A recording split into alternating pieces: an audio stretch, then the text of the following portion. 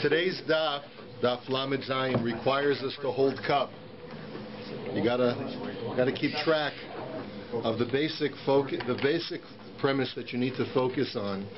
Is that we saw yesterday that there's a debate as to how to interpret our Mishnah. The Mishnah can be understood as addressing either one halacha or two halachas.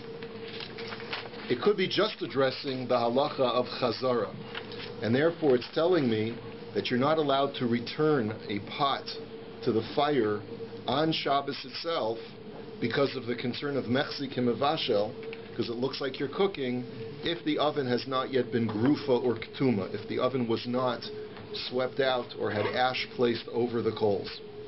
That's one way of interpreting it. And the reason why we would benefit from interpreting it in that way is because if the Mishnah is not discussing the law of shehiyah at all, it's because the Mishnah is of the opinion that shehiyah is permitted even if the oven is not grufa or ketuma. Shehiyah again being putting a pot on the fire before Shabbos, and there's no concern of shema yechata b'gecholim, that you may come and stoke the flames, stoke the coals, as long as the food is cooked k'maychel ben drusai, as long as it's cooked a portion of the way, and like Hanania says, that in that situation there's no concern of shema yechata b'gecholim. That's one way of interpreting the Mishnah. The other way of interpreting the Mishnah is that the Mishnah is addressing both. Hey, Danny, when did you come back? Today. Oh, sorry. That's okay. Welcome back. Interrupt you, so. The other interpretation of our Mishnah is that it's addressing both shehiyah and chazara. That both shehiyah and chazara are aser, unless the oven is grufa or uketuma. And our Mishnah therefore holds that no matter what degree of cooking the food that you're placing on the oven is in question, shehiyah is always going to be aser unless the coals have been swept out or covered with ash. Those are the two ways of interpreting our Mishnah. Either the Mishnah prohibits both chazara and shehiyah, or it's only prohibiting chazara. Rabbi, with your permission, could you, all those phrases, as you're giving the shir, could you repeat them in English as you go a little bit so that we get to know them? I'll try, okay? I know it's a mouthful, but it would be helpful. Yeah, okay, so remember, chazara is returning something to the flame. It's asr because of mechzi kimevashel, because it looks like you're cooking.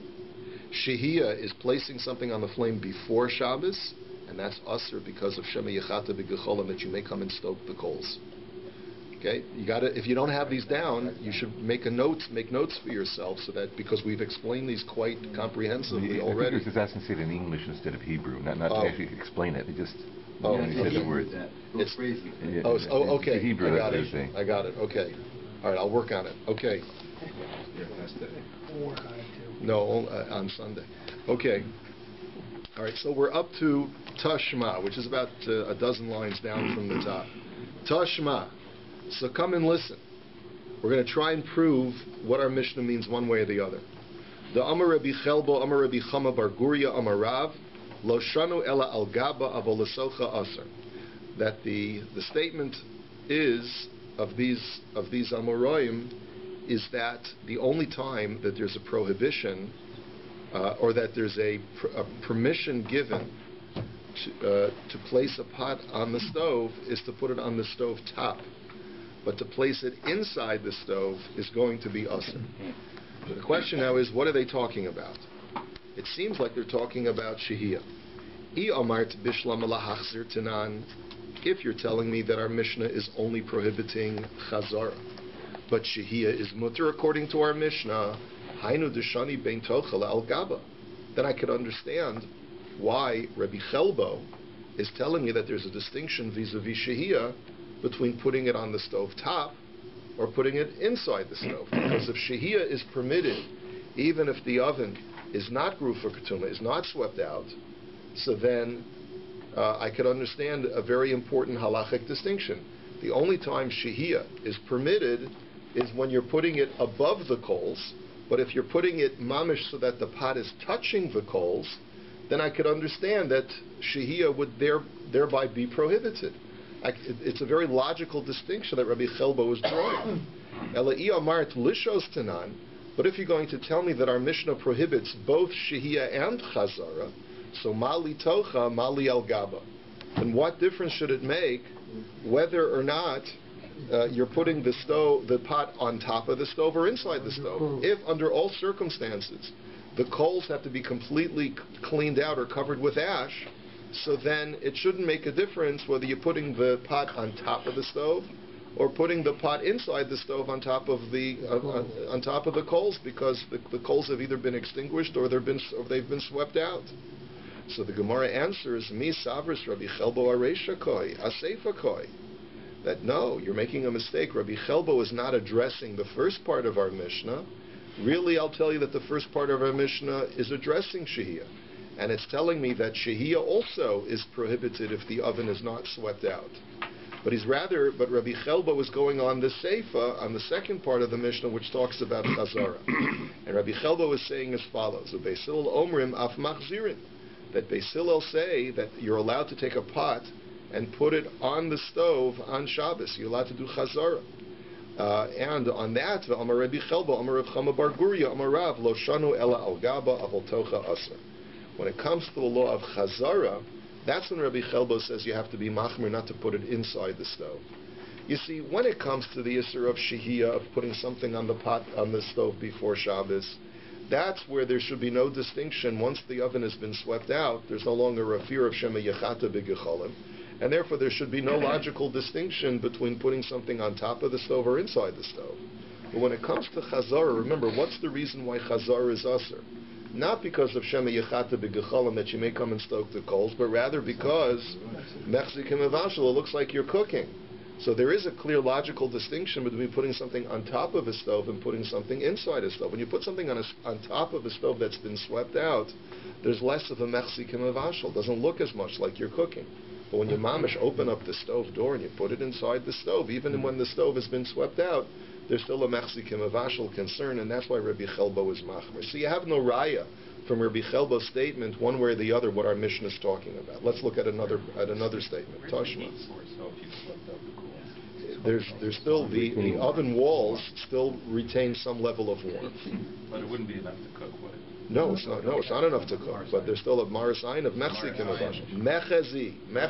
It looks like, it has the appearance of. Okay. Tashma, come and listen. Beis kiros hamatimos. You have your classic double oven, right? This is before Hot Point and Whirlpool and KitchenAid, right? The original double oven. What's a double oven? You don't have. You just built a kitchen. You don't have a double oven. Don't go in there.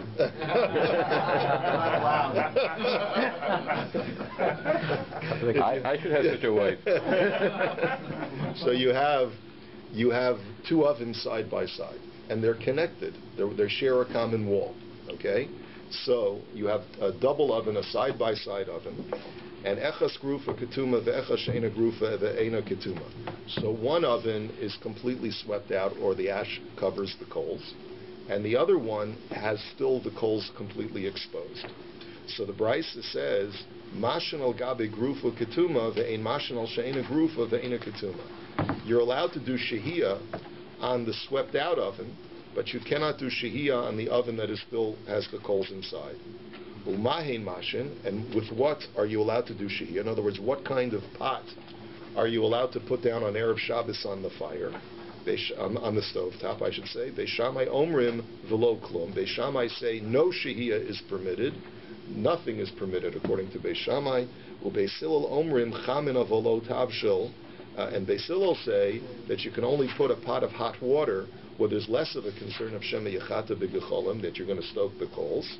And that's the only thing that you're allowed to do on an oven that's been swept out. And okar, but if you take the pot off the fire on Shabbos, divrei hakol lo yachzir, then everyone agrees, even Beis Hillel agree that you're never allowed to do chazara, even on an oven that's grufa ketum, on an oven that's been totally swept out. Divrei Rabbi Meir. This is according to Rabbi Meir. Now Marcus wants to assume it's because of the next door oven. It's not the case.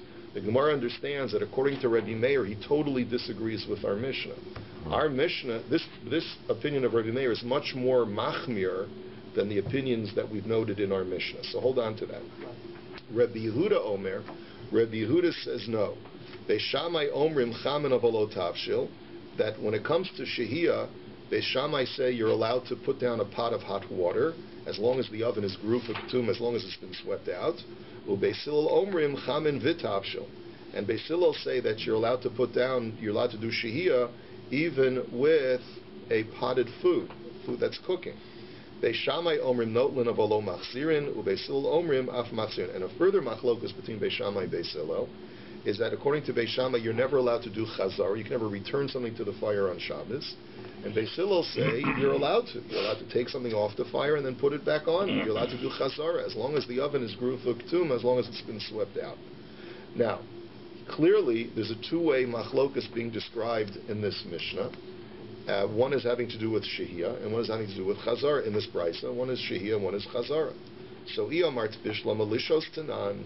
So if you're going to tell me that our Mishnah is addressing both the law of shehiyah and the law of chazara, so masnisin mani Reb Yehuda, then there's a perfect consistency between our Mishnah and the opinion of Reb Yehuda as recorded in this brisa. They line up perfectly.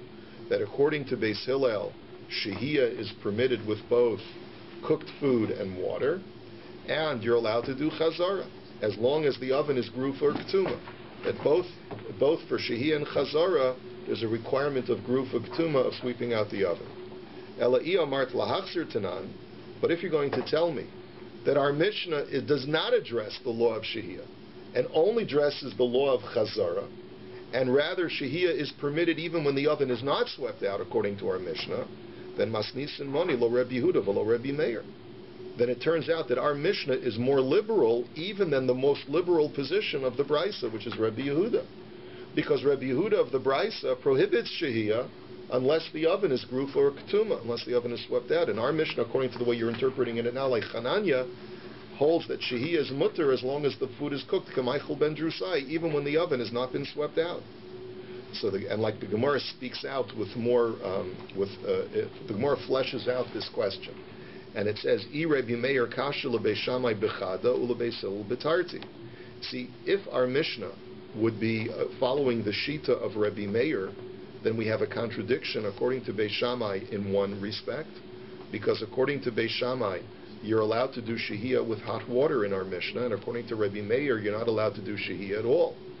And according to Beis Hillel, there's two contradictions, because according in the brisa that we listed, according to Reb Meir, Beis Hillel only permits shehiyah with hot water, and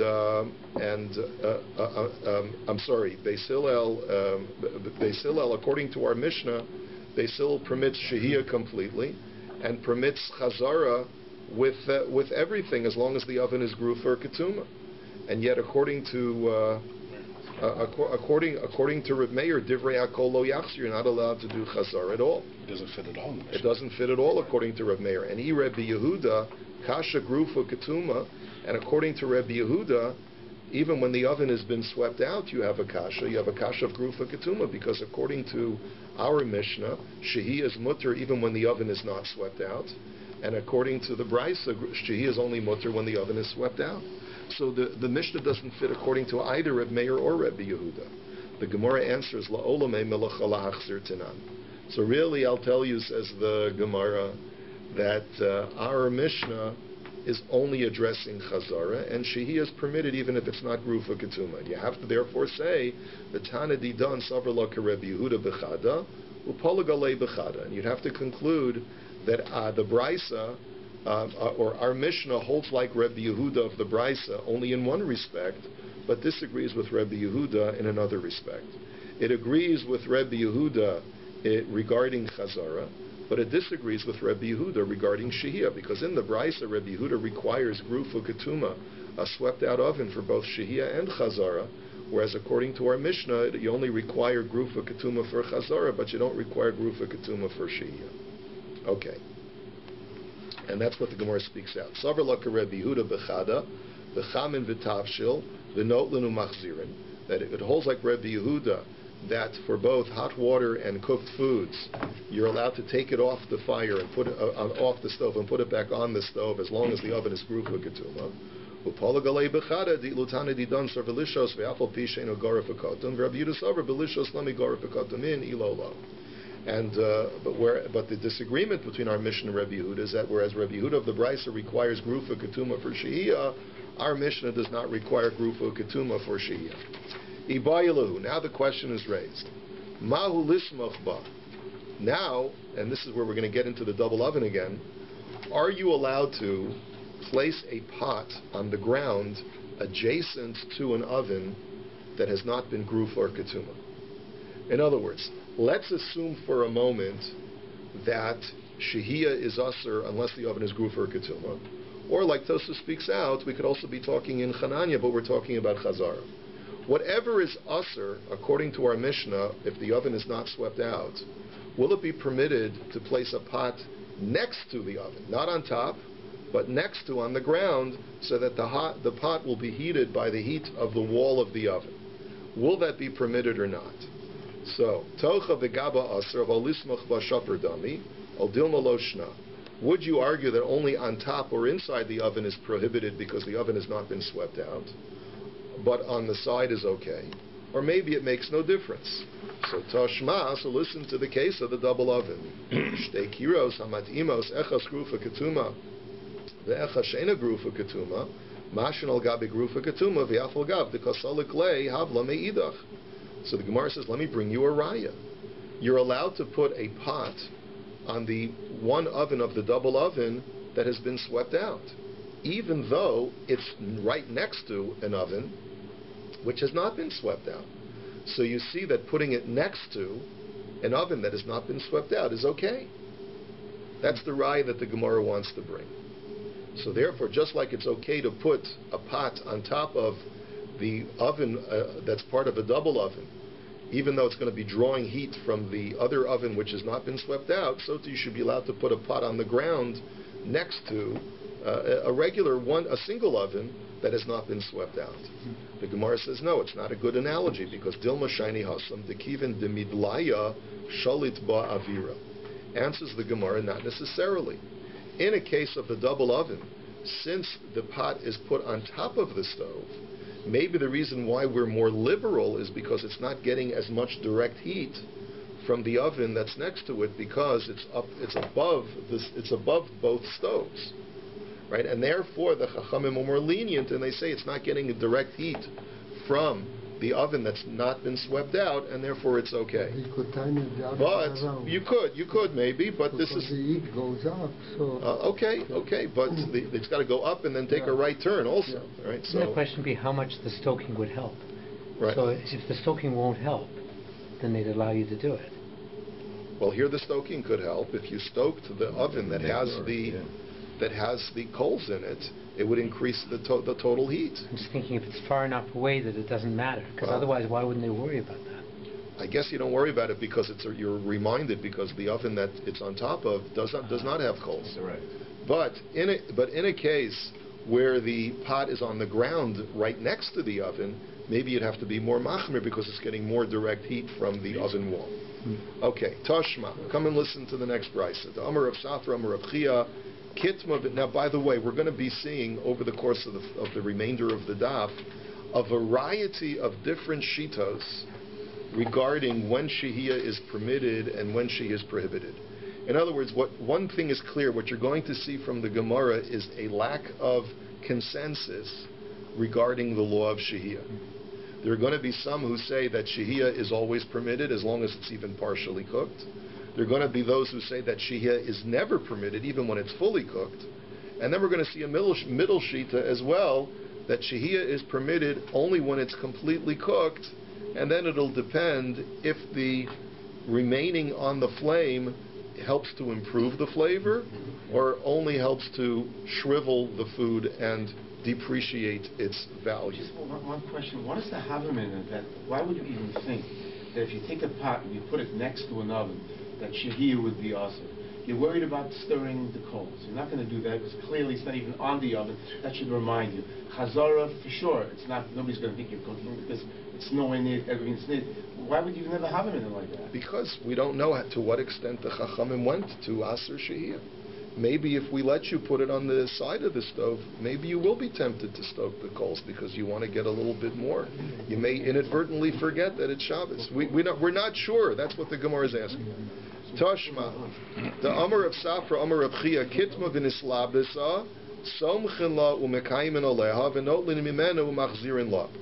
So Rav Acha had made the following pronouncement in a case where you had put ash over coals, and then the coals got hot again. In other words, after ash was placed upon the coals, the coals were able to reheat, to recombust.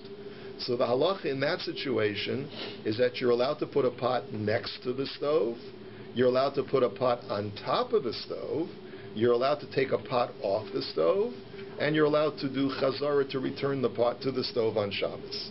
So we prove from here, shmamina, lismoch nami, kitma in, lo kitma lo.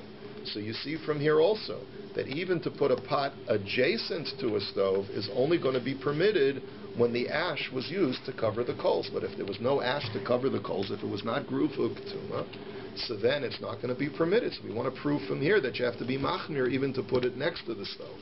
The Gemara says, wait a minute, but that doesn't make any sense, because one of the actions that is described by the Brisa is that you're permitted to take something you can take the pot off the stove. So what, are you going to make the same diuk? You're going to make the same inference that it's only permitted to take something off the stove when the ash has been covering the coals, when the coal has been covered with ash? That's totally illogical. There's never any restriction of removing a pot off the stove. There's only a restriction of putting a pot on the stove. So the diuk that you're making is inappropriate for one of the actions that is described in the Brisa. So elatana notlin mishum machzir and achanami tana samchen mishum mekayimin. So rather, what are you going to argue? That the action of, when the Mishnah says you're allowed to remove from the stove, it's only for the purpose of symmetry, to contrast it to putting it back on the stove. It says you can take something off the stove and you can put something back on the stove.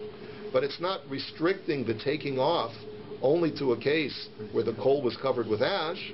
Similarly, you could argue that when the Brisa says you can put something next to the stove and put something on top of the stove, the action of putting something next to the stove is not limited only to a case where the coal was covered with ash. It's only there for symmetry.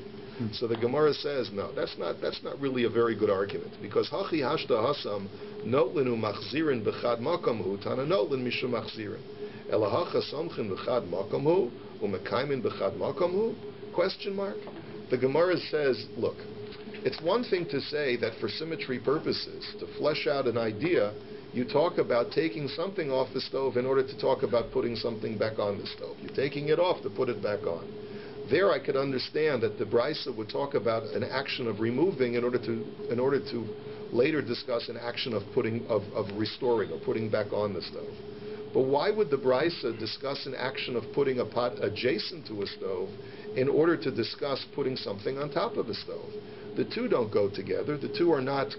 They're alternatives. They're alternatives. They're not sequential actions that where one leads into the other. So therefore the Gemara says that's not logical. We'd have to conclude that, at least according to this Brisa, the reason why it says you can put a pot adjacent to it is because it's allowing you to put a pot adjacent to the stove only when the coal has been covered with ash. And the coal is covered with ash.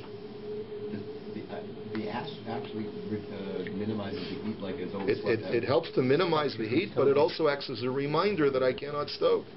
So my havi Allah. So what was the final upshot? The Gemara says, Tashma, listen to this Brisa. Kira shehisikua begefes uve'etzim somchen la ve'ein mekaymin ela imkein grufa uketuma. That if you have an oven that has been burned with a fuel that leaves over coal, such as the sesame seed pulp or wood, you're allowed to put a pot next to the stove, even if the oven has not been swept out, but you're not allowed to put a pot on top of the stove unless the oven is swept out.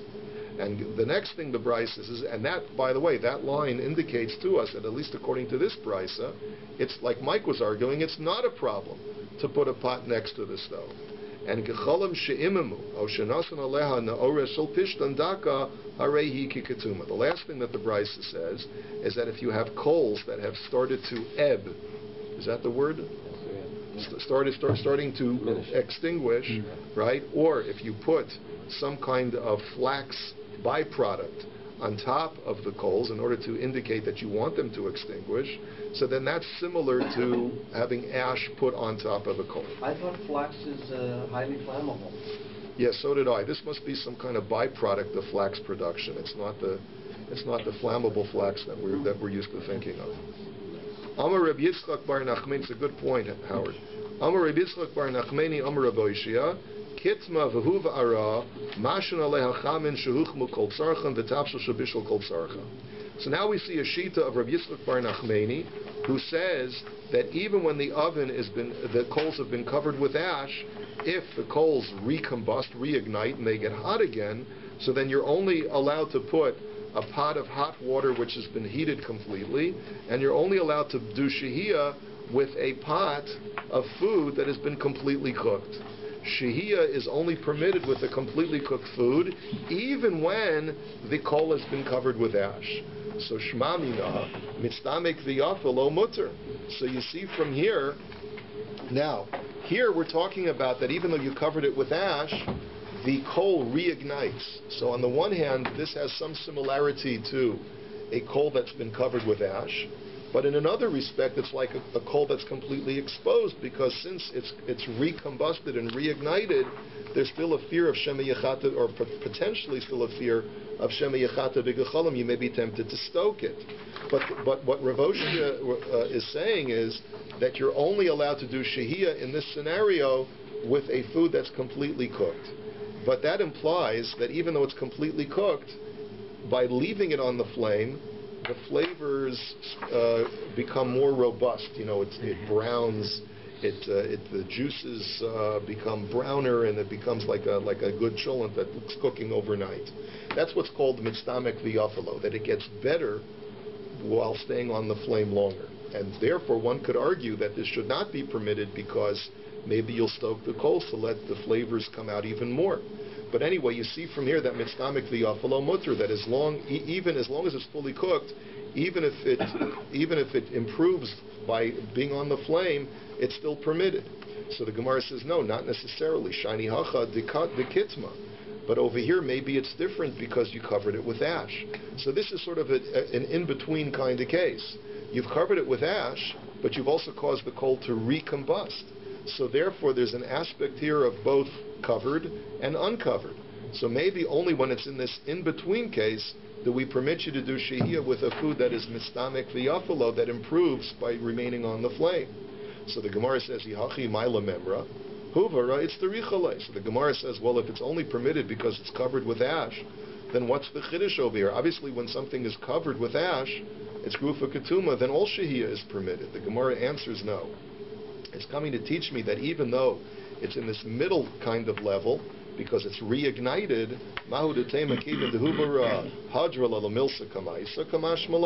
that you might have thought that since it reignites, it's now goes back to being just like a totally exposed coal, and therefore you have to limit shehiyah completely. No, this middle case is where we permit shehiyah, but we only permit shehiyah when the food is fully cooked, and even we further permit it even though it's mitzdamek v'yafalo. But it could be that in both extremes, like for example, in the extreme case where the coal was never covered with ash, then we would not even permit shehiyah as long as it's mitzdamek v'yafalo. And conversely, if the coal was completely covered with ash and it extinguished the ember, and it's not hot anymore, or not as hot anymore, so then maybe we could argue that doing shehiyah is permitted even with a raw food. Okay. Amar Rabba bar Barchana, Amar Rabbi Yochanan. Kitma v'huvara mashin aleha chamin shuchmu kol tzarchan v'tavshel shabishel kol tzarcho v'afilu gecholim shel rotem. So a similar statement is made by Rabba bar Barchana in the name of Rabbi Yochanan, that as long as you put ash on the coals, even if the ash recombusts, reignites, and gets hot again, you're allowed to put hot food, that you're allowed to put completely heated water or a pot of completely cooked food, and even if the coals that are in question are what's known as gecholim shel rosem. Gecholim shel rosem are extremely hot and very long-lasting coals. They're not your typical coals, they're super hot coals. So the shma mina mitzdamek v'yafalo mutter. So once again, the Gemara says we can make a diuk that shehiyah is mutter even on an exposed flame, even when it's mitzdamek v'yafalo, even if the food improves by remaining on the fire. The Gemara says, and you see, therefore, even though there's a possibility of shemichata b'gecholam, we still are liberal. The Gemara answers, shiny hacha de kitma. No, it's only permitted when it's mitzdamek v'yafalo, when it improves by being on the fire, when you had originally covered it with ash. So ihachi ma'ila memra. So then what's the chiddush? The chiddush is that huvra it's the richale, that you have to tell me that even though you covered it with ash, but it reignited, nevertheless shehiyah is permitted because lamaisa you still at one time put ash on it. So the Gemara asks, hainu hach. Why was it necessary for Rabbi Bar Chana to repeat a halacha that had already been stated? We just had the previous statement said exactly the same thing, so why do we have to say it a second time? The Gemara answers, Gecholam shel rosa mitzvah. The answer is because the one added piece of information is that not only is shehiyah permitted with a fully cooked food that's mitzdamek v'yafalo on coals that have recombusted after ash had covered them, but even if the coal is a super coal, a super hot coal and a super long-lasting coal, then shehiyah is still permitted even when it's mitzdamek v'yafala. Amar Rav Sheshus, Amar Rav Yechanan, Kira shehi sikuha begefes uve'etzim, mashin aleha chamin shelahuchmu kol tzarchan, v'tavshu shelabishu kol tzarcho. Here we have a much more liberal shita when it comes to shehiyah, when it comes to placing something on the fire, on the stove before Shabbos, and this is the shita of Sheshus in the name of Rabbi Yochanan. That if you have a stove that the fuel source leaves over charcoal, then the halacha is you're allowed to do shehiyah on Erev Shabbos even with a pot of water that has not been fully heated or with a food that has not been fully cooked. And the reason why you're allowed to do shehiyah is because at least it's been cooked k'maichel ben drusai. So it doesn't have to be fully cooked. He holds like Chananya, that as long as it's only been partially cooked, and as long as it's edible with some difficulty, then it's okay. Akar lo yachzir ad sheyigrofo ad sheyitein efer. However, once you remove it from the fire, then you're not allowed to put it back on the fire unless the coals had been covered or swept out. So clearly, Rabbi Yochanan holds that our Mishnah only is addressing the law of Chazara and is not restricting the law of Shehiyah. But you're allowed to do Shehiyah as long as the food has been cooked Kamaichel ben Drusai, even when the coals have not been swept out. Amar Rava to Ravayu Tanani. So Rava says, I don't understand why Rav Sheshus needed to cite this halacha from Rav Yochanan if both the law of Shehiyah and the law of Chazara have already been explicitly addressed by a brisa, by a brisa and a Mishnah. Because we've already learned this. It says, Lishos Tanina, we learned in a Mishnah the law of Shehiyah. Because we learned previously, that you're not allowed to put raw dough into an oven right before Shabbos starts, nor a raw griddle cake on top of coals right before Shabbos, unless there's time for a crust to form on the dough before Shabbos sets in. So what do you see from there? Hakamru poneha shari la shari. That you see that as long as that preliminary crust forms on the dough, then shehiyah is permitted. So you see that shehiyah is permitted from the Mishnah. You see that she is permitted even if it's on an exposed flame. So why was it necessary for Rav Sheshus to make a point of permitting shehiyah if we've already learned it in a Mishnah? And lahachzir nami tanina. And we also already learned the law of chazara, that you need to have a swept out oven in order to do chazara, because that's our Mishnah. That you're allowed to do chazara, that Beis Hillel only permits if the oven has been swept out, but if not, not. So why was it necessary for Rav Sheshus, or Rav is being critical of Rav Sheshus, why was it necessary for Rav Sheshus to state these two halachas of Shehiyah and Chazara when they've already been stated in Mishnayos? The Gemara answers, Rav Sheshus nami dika demasnisin kamash malan. Why did Rav Sheshus say it? Because he wanted to tell us how he was understanding our Mishnah. Remember, the whole question that we started with yesterday was, is our Mishnah only addressing the law of Chazara, or is it addressing both the law of Chazara and Shehiyah? And Rav Sheshes wanted to clarify that in his opinion, our Mishnah goes like Chananya, that Shehiyah is permitted even when the oven is not Garafikatum, even when the oven is not swept out.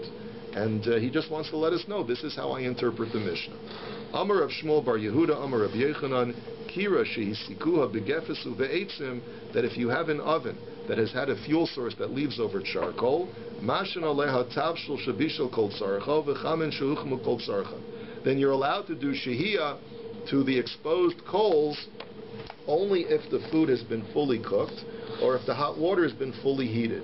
Vafilu mitztamik v'yafalo. But shehiyah is permitted as long as the food is completely cooked, and it's permitted even if the food improves in its flavor the longer it remains on the fire. So again, you have another shita over here. We've seen a variety of different opinions. One opinion that we saw before was this is only permitted when the ash has covered the coal to some extent. Another opinion that we saw is that shehiyah is permitted even if it's not fully cooked. And here we're seeing a shita that shehiyah is permitted on a totally exposed flame, but only if it's been fully cooked, and then it's permitted even when it's mitztamik v'yafalo, that it improves by remaining on the fire. So Amrle Hahumi de Rabbanon le Rav Shmuel bar Yehuda, Har Ravu Shmuel Damri to Ravail mitztamik v'yafalo aser. So a certain sage said to Rav Shmuel in objection, he said, how can you permit to do shehiyah on a food that is mitztamik v'yafalo, that improves by remaining on the flame, if Rav and Shmuel both said that's aser? So Amar Lei Atu Lasana Yada, the Amar of Yoseph, Amar of Yehuda, Amar Shmuel Mitztamik v'yafalo aser. See, his response to him was, what, you think I'm an idiot? Don't you think I know that that Rav and Shmuel had paskin that way? Ki kamina lach la Rabbi Yochanan kamina. I'm going in the sheet of Rabbi Yochanan, who says that shehiyah is completely permitted on an exposed flame. It's just that I'm a little bit more machmer than Rabbi Yochanan himself, and whereas Rabbi Yochanan would permit shehiyah even when the food is not completely cooked, I only permit shehiyah when the food is completely cooked. But mitztamik v'yafalo, I'm permissive. Amar le Rav Ukva mimeshan l'Ravashi. Atun the mekarvisu l'Ravu Shmuel avidu k'Ravu Shmuel. So he says to Ravashi, he says, listen, you rabbis are closer to Bavel, and therefore you're closer to the territory of Rav and Shmuel, and therefore you have to be machmer like Rav and Shmuel, who prohibit shehiyah unless the oven is garaf v'katam, unless it's swept out. However, Ana navid k'Rebbe Yochanan. But we who are closer to Eretz Yisrael, we have the liberty of being more makel, of being more lenient, and therefore we paskin like Rabbi Yochanan, who permits shehiyah even when it's not garaf v'katam. Amar le Abaye le Rav Yosef, mahu lishos. Abaye asked Rav Yosef, is it permitted to do shehiyah on an unswept oven? So Amar le Rav Yehuda mashu le va'achil. So he said, well, I can cite a case. I know that Rav Yehuda, they did shehiyah for him, and he ate the food on Shabbos. Amar le Barminei, the Rav Yehuda, the Kevin de Mesukan, who afilu b'Shabbos namishar lemevad le. He says, no, you can't bring a proof from Rav Yehuda. Rav Yehuda was deathly ill. So for him, you could cook even on Shabbos. My question is, li v'lach mai. But what about for you and me? Could we do shehiyah before Shabbos on an exposed flame? Amar le b'sura mashu. So he said, well, in the town of Surah, they do permit shehiyah on an open flame. The Rav Nachman bar Yitzchak maridu uvdahava umashu le v'achil. And to wit, Rav Nachman bar Yitzchak is a very meticulous and very machmir rabbi, and yet he permits them to do shehiyah before Shabbos, and he eats the food. Amar Ravashi kaimna kamei de Ravuna v'shoyin leikasa daharsana v'achal. Ravashi testified that I was once standing in front of Ravuna, and they did shehiyah with a food called the kasa daharsana, which is translated as fish hash. It's a fish hash. It's made of fish oil, and flour, and they fry it or they cook it. And they did shehiyah with this food right before Shabbos on an open flame, and he ate it. V'lo yadana imishum de kasavra mitztamik v'yafalo mutter, imishum de kivin de ispei micha mitztamik v'ralohu. But the only thing that I'm not sure about is why Rav Huna was permissive. Now here we're talking about a case where the fish hash was completely cooked. So the question is, was he permissive because he felt that when you leave a fish hash on the flame, it depreciates in value and in flavor? Or was it because he holds that shehiyah is mutter even when the flavor appreciates?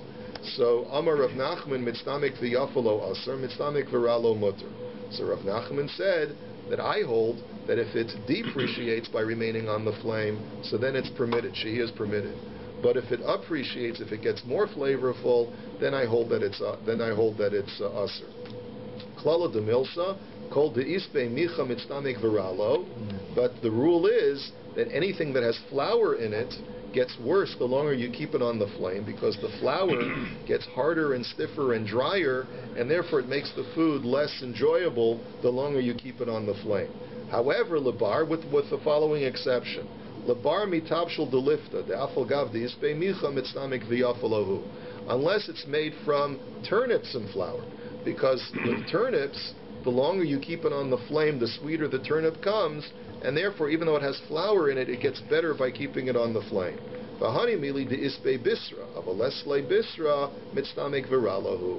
But that's only true when the food that has the turnip and the flour also has some beef in it, has some meat in it, because the meat, the fat from the meat, sweetens the turnip.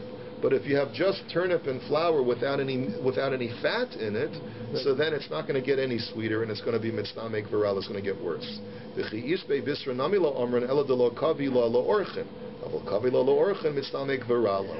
And furthermore, even if it has beef fat in it, it'll still only be considered mitznamek v'yafalo. It's considered to be improving only when what? Only when you don't have guests that night, when it's just you and the Rebbitzin. But if you have guests that night, you know what's going to happen if you leave it on the flame? It's going to get shriveled. It's going to get smaller. And when you have a lot of guests, that's actually not desirable, because you want to be able to have enough servings to be able to go around and give everyone a generous serving. So therefore, it may actually taste a little bit better, but you'd rather that it not shrink. And therefore, that's also called mitznamek v'ralo, and therefore the shehiyah would be mutter if you have a lot of guests. And finally, lifta daisu tamari mitznamek v'ralo hen. That anything that's made with figs from cereal, which is like a farina, or dates, any food that is like that, if it's fully cooked, the longer you leave it on the fire, it's mitznamek v'ralo. It gets worse with leaving it on the flame. And therefore, shehiyah, even according to the more machmir positions, would be permitted on an open flame before Shabbos. And with this, we wish you a good Shabbos.